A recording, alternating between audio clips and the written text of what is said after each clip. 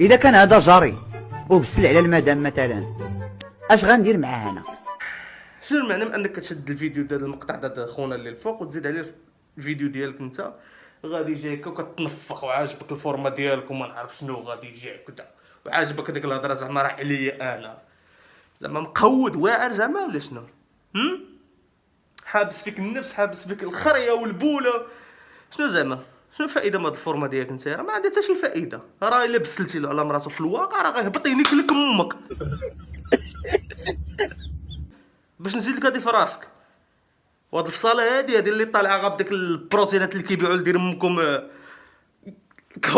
كاوبي المدرح كتنفخوا بحال ديك الدجاج الرومي ولا القحا، بحال ديك الدجاج اللي كيتباع في السوق. راه ما نافعه حتى قلوه. اقسم بالله بالعكس عندها تاثيرات اكثر من الايجابيات. هاد التاثيرات السلبيه اكثر من الايجابيات. الفصاله هادي كتكبر فيك غير الخريه.